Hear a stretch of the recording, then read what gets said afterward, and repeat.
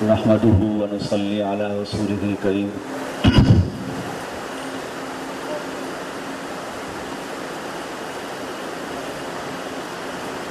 آج کئی چیزیں جیسے بھائی صاحب نے فرمائی کہ شامل ہو گئی، جمع ہو گئی ہیں۔ رمضان کی رات، شب جمعہ، 27ویں شب، اور پھر قرآن مجید مکمل ہوا ہے آج۔ بلکہ کئی لوگ ایسے ہیں کہ جن کا قرآن مجید آج مکمل ہوا ہے۔ تو اتنی ساری اچھی چیزوں کے جمع ہونے کی وجہ سے خواہش اور کوشش ہوتی ہے کہ اللہ رب العالمین کے سامنے کچھ دعا مانگ لی جائے اور اللہ کو راضی کرنے کی کوشش کی جائے۔ صرف دو باتیں دعا سے پہلے عرض کر دیتا ہوں۔ ایک دعا کے آداب، اور دوسری رمضان چونکہ بالکل اب اختتام پر ہے تو اس حوالے سے کرنے کے کام۔ رمضان کے 2-3 دن رہ گئے، جو اپنے بزرگوں سے، اپنے اساتذہ سے سنا ہے، کوئی رمضان کی ساری راتوں میں کھڑے ہو کے کسی نے عبادت کی ہو یا کسی نے تھوڑی سی عبادت کی ہو، لیکن چونکہ ساری کائنات میں سب سے زیادہ عبادت کرنے والے پیغمبر سرکار دو عالم صلی اللہ تعالیٰ علیہ وسلم کا بھی یہی معمول ہوتا تھا کہ رمضان کی آخری راتوں میں آپ فکر مند ہوتے تھے کہ کچھ نہیں ہوا، یا جتنا ہونا چاہیے تھا اتنا ہم نہیں کر سکے۔ تو اس کے لیے اللہ کے حبیب علیہ الصلوۃ والسلام کی محنتوں کی ضمن میں حضرات علماء کرام و بزرگان دین نے چند مشورے دیے ہیں۔ ان میں ایک مشورہ جو ہم لوگوں کے لیے، امت محمد صلی اللہ علیہ وسلم کے لیے بہت اہم ہے، وہ ہے درود شریف کی کثرت کرنا۔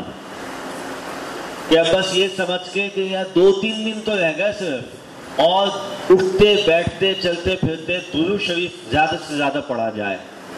اور پھر درود شریف کے الفاظ ہیں مختلف، چھوٹے بھی ہیں بڑے بھی ہیں، جس کو جو سہولت ہو درود شریف کی کثرت کرنی چاہیے۔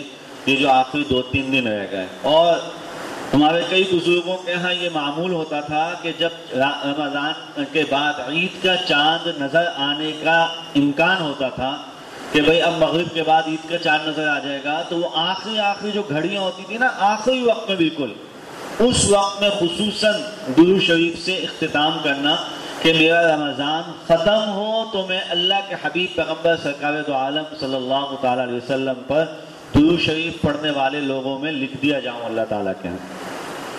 ایک بات تو یہ، دوسرا یہ کہ سورۃ الاخلاص کی تلاوت کیجیے زیادہ سے زیادہ، جتنا ہو سکتا ہے۔ قل هو اللہ احد، اس کے فضائل پھر انشاءاللہ کبھی آپ درس قرآن میں تشریف لائیں گے تو بتاؤں گا، لیکن بس ابھی مختصر یہ ہے کہ سورۃ الاخلاص، قل هو اللہ احد، جو چھوٹے سے چھوٹے بچے کو بھی آتی ہے اور بڑے سے بڑے آدمی کو بھی آتی ہے، بہت آسان سی سورت ہے، اس کو بہت زیادہ پڑھیں۔ سورۃ الاخلاص کے پڑھنے کا بہت کثرت کیجیے، جس قدر پڑھ سکتے ہیں ان 2-3 دنوں میں سورۃ الاخلاص پڑھیں۔ اور تیسری چیز، ان آخری 2-3 دنوں میں بہانے تلاش کیجئے، کسی بھی انداز سے کسی کو روزہ افطار کرا دیں۔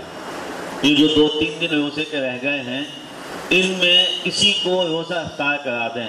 جناب نبی کریم صلی اللہ تعالیٰ علیہ وسلم نے روزہ افطار کرانے کے جب فضائل بیان فرمائے تو حضرات صحابہ نے بعض سے پوچھا کہ یا رسول اللہ، ہمارا حال تو یہ ہے کہ ہمیں اپنے روزہ افطار کرنے کے لیے ہمارے پاس سامان نہیں ہوتا، تو ہم دوسروں کو کیسے افطار کرائیں گے؟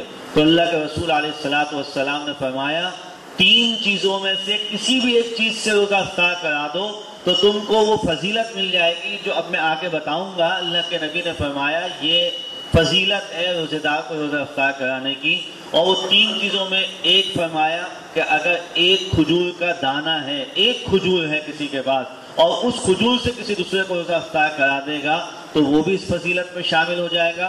دوسرا فرمایا پانی کا ایک گھونٹ کسی کو روزہ افطار کرانے کے وقت میں پلا دو تو تمہیں یہ فضیلت مل جائے گی. اور تیسری چیز جو شامل فرمائی تھی وہ دودھ شامل فرمایا تھا. چونکہ اس زمانے میں صحابہ کے گھروں میں جانور ہوتے تھے، دودھ کا انتظام آسانی سے ہوتا تھا، تو اس لیے فرمایا تھا کہ دودھ کسی کو اگر پلا دو تم افطار کے وقت میں، ایک گھونٹ دودھ کا اگر تم نے پلا دیا تو تمہیں روزہ افطار کرانے کا ثواب ملے گا. اور روزہ افطار کرانے کے ثواب، بہت سارے ثواب بیان فرمائے. ایک ثواب یہ فرمایا کہ جتنا روزے دار کو ثواب ملے گا اتنا ہی روزہ افطار کرانے والے کو بھی ثواب ملے گا. اور ایک جگہ ارشاد فرمایا کہ کسی کو روزہ افطار کرانے والے کے لیے اللہ کے حضور میں رات کی تاریکی میں فرشتے اس آدمی کے لیے استغفار کرتے ہیں جس آدمی نے کسی کو روزہ افطار کرایا. تو کتنی قیمتی بات ہے کہ ہم لوگوں کے لیے اگر فرشتے اللہ سے توبہ اور استغفار کریں گے کہ اللہ ان کو معاف کر دے، تو یہ آخری 2-3 دنوں میں 2-3 کام کرنے کے ہیں. اللہ تعالی ہمیں سمجھ عطا فرمائے، توفیق عطا فرمائے. دعا کے آداب، سب سے پہلی بات تو یہ کہ دونوں ہاتھوں کو سینے کے سامنے ایسے اٹھا لیا جائے کہ دونوں ہاتھوں کے درمیان تھوڑا سا فاصلہ ہو، بس 1-2 انگلی کا فاصلہ ہو، ایک پیالہ نما بن جائے. ہاتھوں کو نہ یوں ٹیڑھا کرنا ہے، نہ اس طرف کو گرانا ہے، نہ یوں بالکل کرنا ہے، بالکل ایسے پیالے کی طرح سے ہاتھوں کو، اور ان کا یہ ہتھیلیوں کا رخ جو ہے وہ آسمان کی طرف ہو. یہ ہم نے اپنے بزرگوں سے سنا کہ سنت طریقہ یہی ہے دعا کے آغاز کا. یہ ابتدا ہے، ابتدا کے بعد پھر جس کی جیسے حالت ہوتی ہے، ابتدا بالکل سنت کے موافق کرنی چاہیے. نمبر 2، دعا کے شروع میں ویسے بھی یہ جو آداب بتائے جاتے ہیں، اس کا ایک یہ مقصد نہیں کہ یہاں دعا مانگنے کے لیے ہم نے کیسے مانگنی ہے، بلکہ آپ اکیلے میں بھی کبھی دعا مانگ رہے ہیں تو ان چیزوں کا خیال رکھیں گے انشاءاللہ تعالی. اس کی وجہ سے اللہ کی رحمتیں بہت جلد متوجہ ہوتی ہیں. دوسری بات، دعا شروع کرتے وقت سب سے پہلے اللہ تعالیٰ کی تعریف، اور وہ کلمات میں ہیں، اللہ کے جتنے بھی کلمات ہیں، کلمہ شہادت ہے، کلمہ تمجید ہے، کلمہ جو ہے وہ چوتھا کلمہ ہے، ان کے اندر اللہ تعالیٰ کی تعریف ہے. لا الہ الا اللہ وحدہ لا شریک لہ. اس سے اللہ کی پہلے تعریف بیان کرنی چاہیے. اللہ کی تعریف بیان کرنے کے فوراً بعد دوسرے نمبر پر رسول اللہ صلی اللہ تعالیٰ علیہ وسلم پر درود بھیجنا چاہیے، اور اس کے بعد پھر اپنی حالت اللہ کے سامنے رکھ کے دعا مانگنی چاہیے. یہ چند باتیں دعا کے شروع میں بھائی صاحب نے بہت تفصیل سے بات کر لی، بیان فرما دیا. اور اس میں آخری بات جو بہت پوائنٹ تھا وہ یہ تھا کہ بھائی ہر آدمی اللہ سے اپنے آپ کو ایسا مجرم بنا کے اللہ کے سامنے پیش کرے کہ یا اللہ میں کہیں ایسا گناہگار آدمی نہ ہوں کہ میری وجہ سے سارے مجمع پر رحمتیں رک جائیں، ایسا نہ ہو، مجھ پر اپنا کرم فرما دے. کل ہی ہم ایک جگہ پڑھ رہے تھے، حضرت امام غزالی رحمۃ اللہ علیہ سے کسی نے پوچھا تھا کہ بھائی آپ تو کہتے ہیں یہ جو کہا جاتا ہے قرآن کریم کے اندر ہے کہ کوئی کسی کا گناہ نہیں اٹھائے گا، پھر یہ کیوں کہا جاتا ہے کہ بھائی یہ جو جس آدمی ایک آدمی مجمع کے اندر ہو تو اس کے گناہ کی وجہ سے دوسروں پہ بھی نحوست پڑتی ہے؟ تو حضرت امام غزالی نے اس کا جواب دیا، کہا یہ جو قرآن نے کہا ہے کہ کوئی کسی کا گناہ نہیں اٹھائے گا، قیامت کے دن کوئی کسی کا بوجھ نہیں اٹھائے گا، قیامت کے دن کسی کا گناہ کسی پہ نہیں ڈالا جائے گا، لیکن گناہوں کی نحوست زمین کے اوپر اتنی زیادہ ہے.